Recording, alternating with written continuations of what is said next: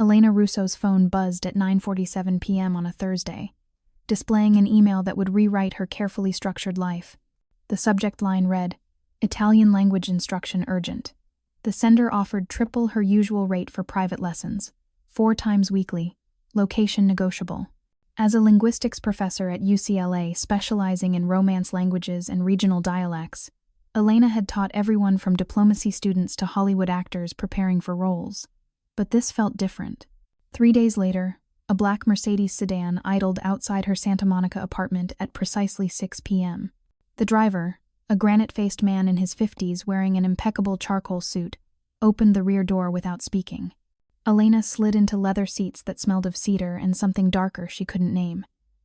They drove south along the Pacific Coast Highway as sunset painted the ocean copper and wine.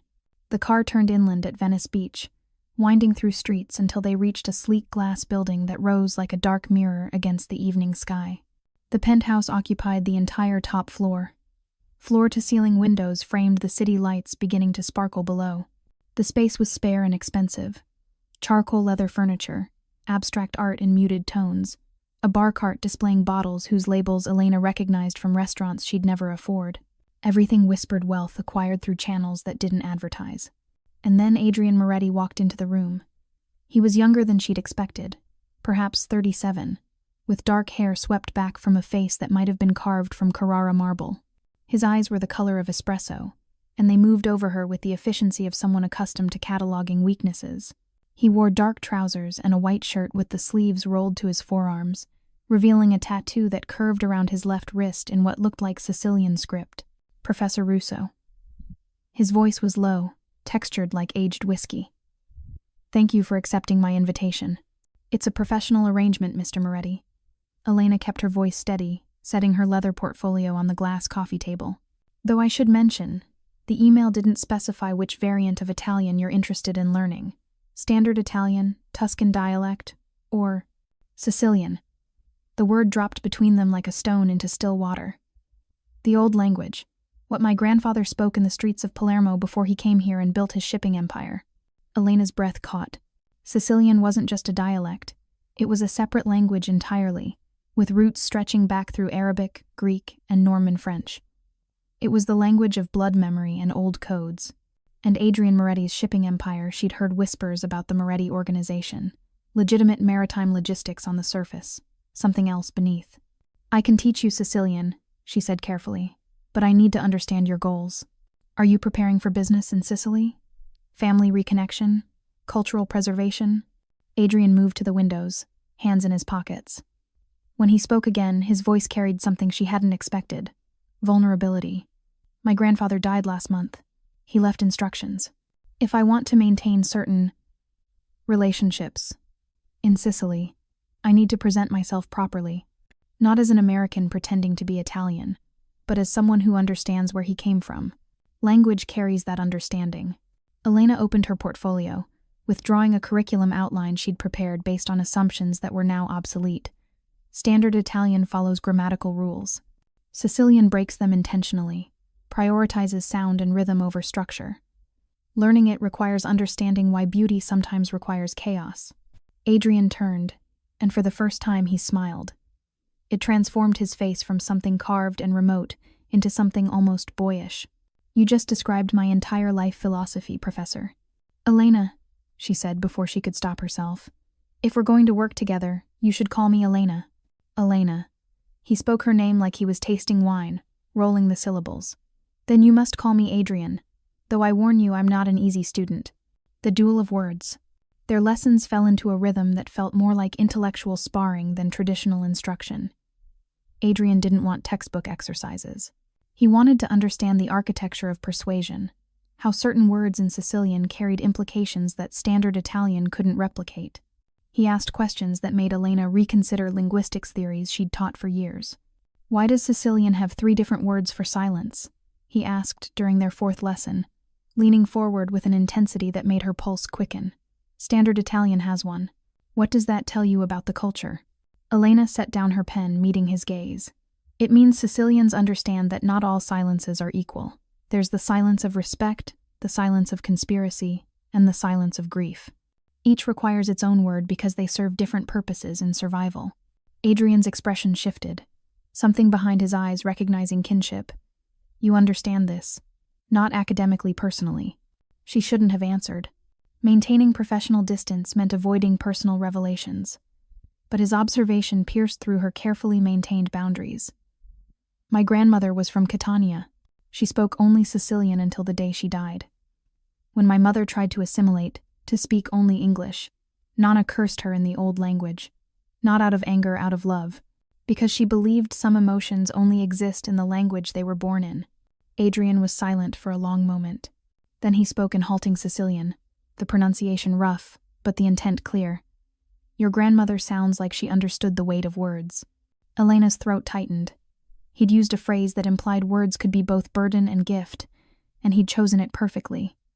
That was very good. Don't patronize me, Signorina Russo. The title rolled off his tongue with a familiarity that shouldn't have been possible after only 4 lessons. I can hear the holes in my pronunciation, but I'm learning. You're an excellent teacher. The air between them felt charged, electric. Elena forced herself to look down at her notes, but the words blurred. She was losing control of this dynamic, and some reckless part of her didn't mind. Each session revealed new layers. Adrian was brilliant in the way of people who'd educated themselves through necessity rather than institution. He made connections between Sicilian grammatical structures and human psychology that Elena's academic colleagues would never see. He understood that language was power, and he was learning to wield it with the same precision he likely used in his other dealings. But it was more than academic exchange. When Adrian corrected her posture with a hand on her shoulder, the touch burned through her silk blouse. When she leaned close to demonstrate proper tongue placement for certain phonemes, she could smell his cologne, something with notes of bergamot and smoke. The attraction building between them was inevitable as tide, and just as dangerous. The forbidden word. The UCLA Foundation's annual gala fell on a Friday in late September. Elena wore a midnight blue dress she'd bought on sale 3 years ago, her dark hair twisted into a chignon. She was there in her professional capacity, networking with potential donors to the linguistics department. She didn't expect Adrian Moretti to materialize from the crowd like smoke taking form. He wore a tuxedo that probably cost more than her monthly salary, and he moved through the room with the confidence of someone who knew he was both desired and feared. When he found her near the champagne fountain, his smile was private, meant only for her. Professor Russo, I didn't know you'd be here. Mr. Moretti. She kept her voice neutral, despite her racing heart. I could say the same. I didn't realize you were a patron of university programs. My organization supports several educational initiatives. His eyes held hers.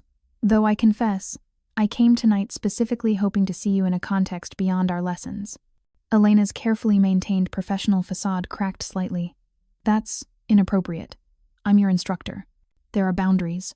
You're right. He moved closer, his voice dropping. Which is why I'm asking you, as someone who understands the weight of words, to teach me something forbidden. Her breath caught. What do you mean? The curses, the insults, the things your grandmother said when she was too angry or too passionate for polite language. I need to know those words, Elena, because if I'm going to navigate Sicily authentically, I need to understand how to offend someone properly. The request was so unexpected that Elena laughed, the sound escaping before she could contain it. Several people turned to look. She covered her mouth, but her eyes sparkled with genuine amusement. You want me to teach you profanity? Not just profanity. The sacred profanity, the curses that carry history. His expression was serious despite her laughter. I'm told the worst Sicilian insults question someone's ancestry and their relationship with God simultaneously. Elena glanced around the elegant ballroom, then back at Adrian's expectant face. You're asking me to curse in front of UCLA's biggest donors? No. He leaned closer, his voice barely audible. I'm asking you to whisper something forbidden in Sicilian. No one here will understand. It'll be our secret. The challenge in his eyes was unmistakable. He was testing her, seeing if she'd cross this line. Elena knew she should refuse, should maintain her professional boundaries. Instead, she found herself leaning toward him, close enough that her lips nearly brushed his ear. Vafancula, she whispered. It was an old curse, crude and cutting, the kind of thing her grandmother had muttered when she thought the children weren't listening. It means go do something anatomically improbable. Adrian's laugh erupted suddenly, loud enough that conversations around them paused. People turned, curious about what had amused the mysterious benefactor. But Adrian didn't seem to care. His laugh was rich and unguarded, the kind that came from genuine delight. When he finally controlled himself, his eyes were bright with something dangerous. "Say it again." Elena felt heat rising in her cheeks. "I just told you what it means. I'm not repeating." "Say it again, Elena. But this time, look directly into my eyes while you do it." The room seemed to contract around them. The music, the conversations, the clinking glasses, all of it faded to background static. Elena held Adrian's gaze and felt something shift fundamentally between them. This wasn't about language instruction anymore. This was about power and surrender. About two people circling each other like dancers, learning an ancient, dangerous choreography. "Vafankula," she said clearly, holding his eyes. The word tasted different this time, less like rebellion, more like invitation. Adrian's smile was slow, predatory. "Perfect pronunciation. You're an excellent teacher, Signorina Russo. I'm learning so much." Dinner and dissolution. The following Tuesday, Adrian sent his driver to collect Elena not for their usual lesson at the penthouse, but with instructions to bring her to a different address. She found herself standing outside her own apartment building, where Adrian waited beside his car. No security, no driver, just him in dark jeans and a black sweater that made him look younger, almost vulnerable. "I thought we could have dinner," he said simply. "At your place, if you're comfortable with that." Elena should have refused. Inviting him into her personal space was a line she'd promised herself she wouldn't cross. But she'd been thinking about him constantly during lectures, during department meetings, in the quiet hours before sleep, and she was tired of fighting what she felt. "I make a decent pasta alla norma," she heard herself say. It was my grandmother's recipe. Her apartment was modest, a one-bedroom in a building from the 1972, with bookshelves lining every wall and a kitchen barely large enough for two people. Adrian moved through the space like he belonged there, running his fingers along book spines, pausing to examine framed photographs of Elena's family. "This is your grandmother?" He pointed to a black and white photo of a fierce-looking woman in a dark dress. "Nonna Lucia, taken in Catania in 1952, just before she emigrated." Elena moved to the kitchen, pulling ingredients from the refrigerator. She used to say that Americans didn't understand the difference between alone and lonely. In Sicilian, those are two completely different concepts. Adrian followed her into the cramped kitchen. "My grandfather said something similar. He claimed you could be surrounded by people and still be truly alone. But you could also be by yourself and never feel lonely if you carried your history with you." Elena began dicing eggplant, her movements practiced. "What was his name?" "Salvatore. Salvatore Moretti. He came here in 1961 with nothing but the clothes he wore and a contact name at the port of Los Angeles. Within 10 years, he controlled 3 shipping companies. Within 20, he was the most powerful man on the West Coast docks." Adrian's voice carried equal parts pride and something darker. "He did things I can't justify to build that empire. Things I've inherited the consequences of." Elena set down her knife, turning to face him fully. "Is that why you're learning Sicilian? To make peace with those consequences?" "Maybe." Adrian moved closer, until only the kitchen counter separated them. "Or maybe I'm learning it because I want to understand whether I'm more American or Sicilian. Whether the blood in my veins carries obligation or just history." She resumed cooking, hands moving through familiar motions while her mind raced. They spoke while she prepared dinner about family, about the weight of ancestry, about how immigrant children always felt caught between two worlds. Adrian opened the wine he'd brought, a Nero d'Avola from Sicily, and they drank it from mismatched glasses while the eggplant sizzled and the kitchen filled with the scent of garlic and tomato. When they finally sat down to eat at her small table, something had shifted between them. The meal wasn't elaborate, but Adrian ate like it was sacred, using bread to capture every drop of sauce. When he closed his eyes after the first bite, Elena saw something unguarded in his expression. "This tastes like memory," he said quietly. "Like something I knew before I had words for it." Elena felt tears prick her eyes. "Nana used to say that food was another language, that you could tell someone you loved them with a properly made pasta sauce. Is that what you're telling me?" Adrian's voice was soft, dangerous. The question hung between them. Elena knew she should laugh it off, deflect, maintain the pretense of professional boundaries. Instead, she set down her fork and met his eyes. "I don't know what I'm telling you, Adrian, but I know I've never cooked this recipe for anyone outside my family." He reached across the table, his hand covering hers. His palm was warm, calloused in unexpected places. "I'm not learning Sicilian just for business negotiations, Elena. I'm learning it because I want to understand the woman teaching me. Because I think you've spent so long translating other people's words that you've forgotten how to speak your own truth." Elena's breath caught. "You barely know me. I know you carry your grandmother's recipes like prayers. I know you correct my pronunciation, but your eyes light up when I get something right. I know you're terrified of what's happening between us, but you're here anyway." His thumb traced circles on the back of her hand. "I know you taste like possibility, Elena. Like something I didn't know I was missing until I found it." They didn't kiss that night. The tension was too fragile, too precious to shatter with physical contact. But they sat at her small table until the wine bottle emptied and the candles burned down to nubs, talking in a mixture of English and Sicilian, building something more dangerous than desire. They were building understanding. The return. 6 weeks later, Elena stood in Leonardo da Vinci Fiumicino Airport outside Rome, her passport stamped with entry to Italy for the first time in 5 years. Adrian had asked her to accompany him to Sicily, not as his teacher, but as something he couldn't quite name. She'd said yes without thinking, breaking every professional rule she'd ever set for herself. The flight to Catania was short. As they descended through clouds, Elena saw the coastline she'd only known through her grandmother's stories. The volcanic black sand beaches, Mount Etna smoking in the distance, cities clinging to cliffsides like barnacles on ancient stone. Something in her chest loosened, recognition flowing through her bloodstream like wine. She pressed her face to the window, tears blurring her vision. This was the view her grandmother had seen in reverse, leaving Sicily behind for an uncertain American future. Now Elena was completing the circle, returning to the source of all those stories, all those words. The plane touched down with a gentle thump, and Elena felt something fundamental shift inside her, as if a piece of herself she hadn't known was missing suddenly clicked into place. Adrian transformed the moment they landed. Gone was the slightly American pronunciation, the occasional grammatical hesitation. He spoke Sicilian like he'd been born to it, his voice taking on the musical cadence of the island. Old men at the car rental counter recognized something in him, addressing him with respect that went beyond courtesy. They called him Figu son, and he responded with the proper forms of respect. They drove through the old quarter of Catania, where buildings bore scars from centuries of earthquakes and volcanic eruptions. Adrian navigated the narrow streets like he'd memorized a map, pulling up outside a weathered stone building with wooden shutters. An elderly woman emerged, her face creasing into surprised joy when she saw him. The conversation that followed was rapid-fire Sicilian, too fast for Elena to catch everything.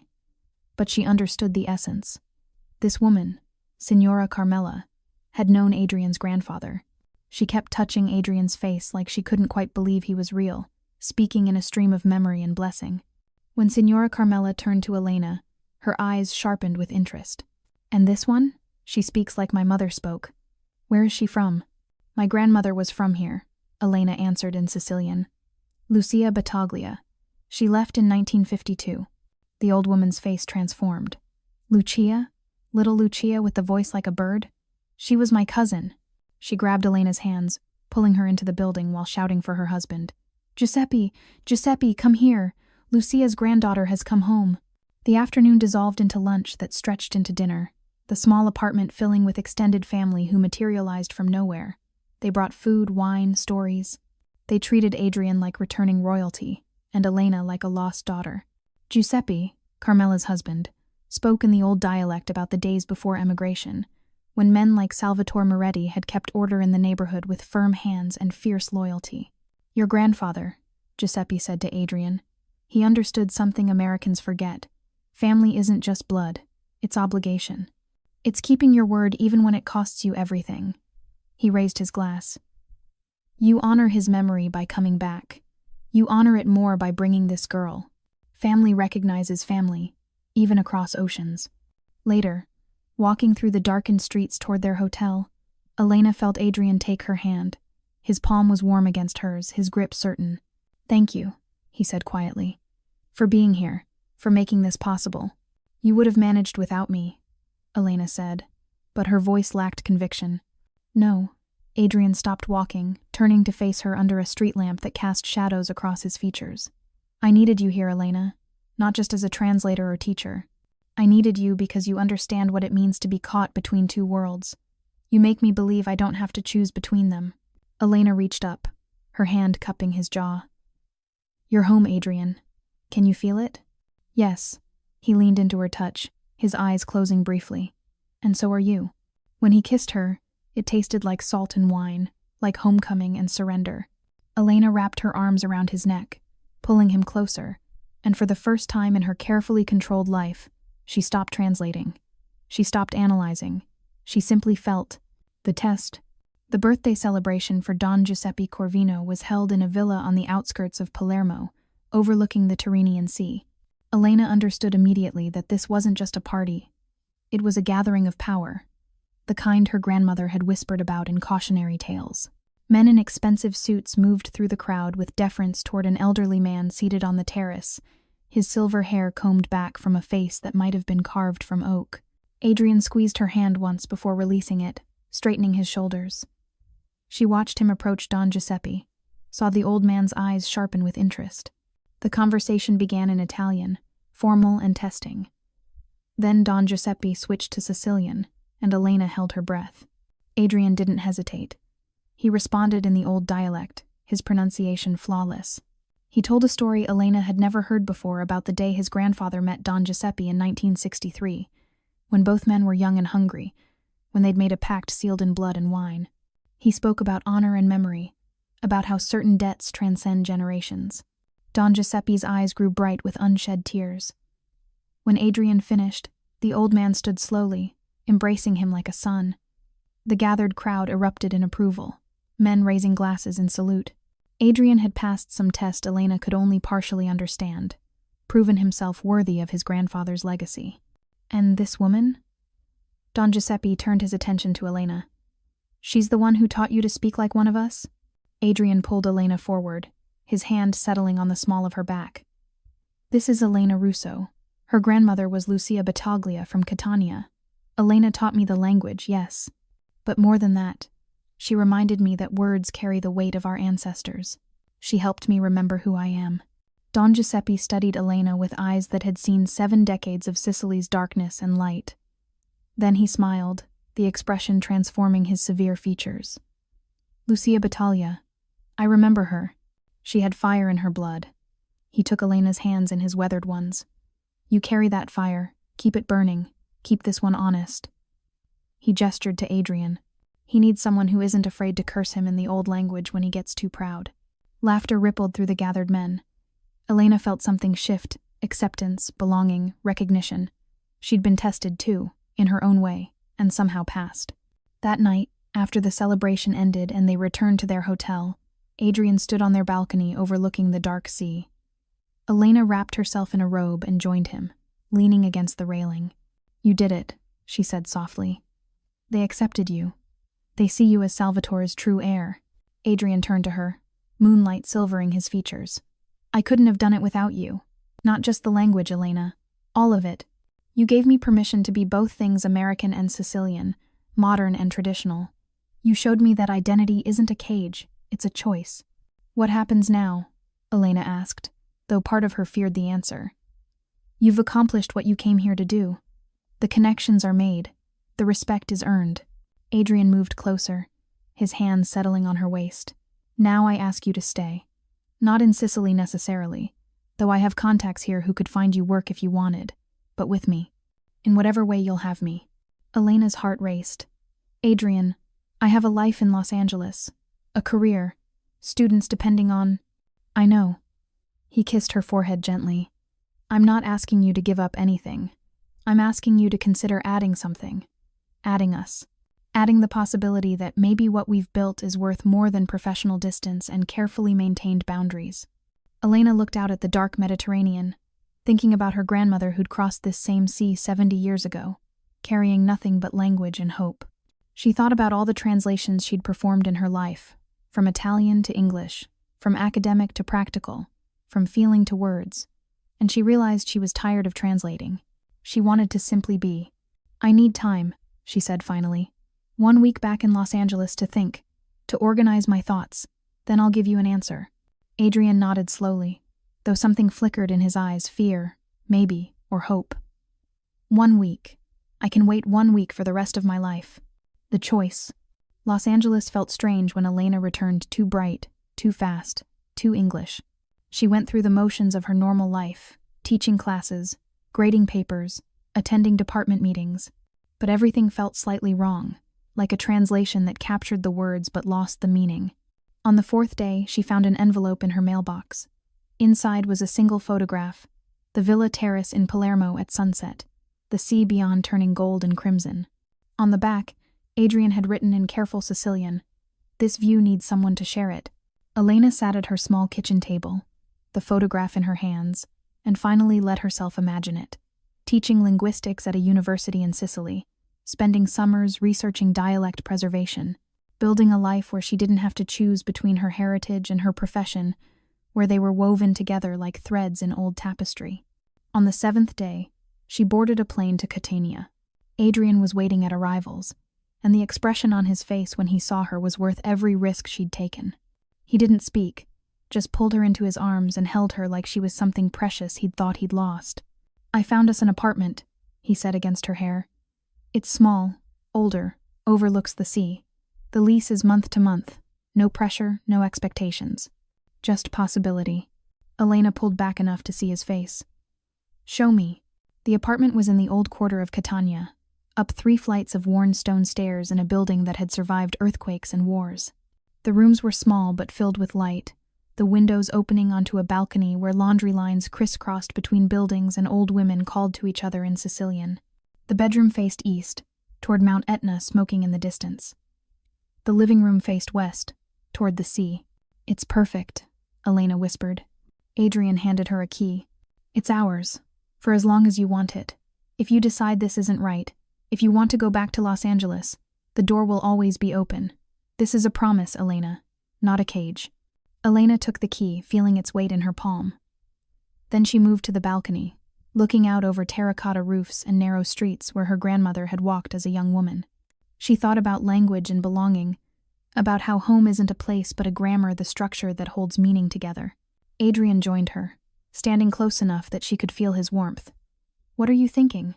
Elena turned to him, and for once she didn't translate, didn't analyze, didn't second-guess. She spoke in Sicilian, the words her grandmother might have used. "I'm thinking that some languages don't have words for what I feel. They just have you." She paused, watching the light play across his features. "My grandmother used to say that Americans fall in love with their minds, but Sicilians fall in love with their entire being, mind, body, soul, history. She said you know love is real when it becomes part of your language, when you can't separate the feeling from the words that express it. When I'm with you, Adrian, I don't need to translate. I just need to be." Adrian's smile was slow, transformative. "Say that again, but this time, look into my eyes."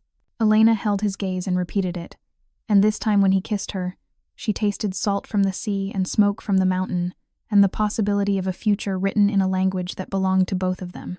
Below them, the city sang in Sicilian vendors calling prices, children laughing, old women gossiping, church bells marking the hour. And on the balcony, 2 people who'd been lost in translation finally found themselves in the space between languages, where meaning lives before it becomes words. The Mediterranean evening turned the sky rose and violet, the water beyond the rooftops catching fire. Elena rested her head on Adrian's shoulder, the key to their apartment still warm in her hand, and thought about her grandmother's voice singing old songs in the kitchen, about how language was meant to be lived, not just studied, about how some translations required not accuracy but courage. "Tell me again why Sicilian has 3 words for silence," Adrian said softly. Elena smiled against his shoulder. "Because not all silences are equal. There's the silence of respect, the silence of conspiracy, and the silence of understanding. When 2 people share the 3rd kind, they don't need words anymore. They just need to be present." She lifted her head, looking at him. "In all my years teaching linguistics, I thought I understood language, but you taught me something I'd missed. Language isn't just about communication, it's about connection. It's about finding someone who hears not just your words but the meaning behind them, the history, the hope." "Which silence is this?" he asked. "The 3rd kind," Elena said. "Definitely the 3rd kind." And in the gathering dark, with the city's ancient rhythms washing over them like tide, They stood together in that shared silence where love needs no translation, only the courage to be spoken aloud. The evening air carried the scent of jasmine and sea salt. Somewhere in the distance, a church bell tolled the hour. This was the soundtrack of belonging steady and real. Adrian's arms tightened around her, and Elena knew that whatever challenges lay ahead, they would face them together, because she'd finally learned what her grandmother had tried to teach her. Language is a bridge to understanding, and sometimes a map that leads you home.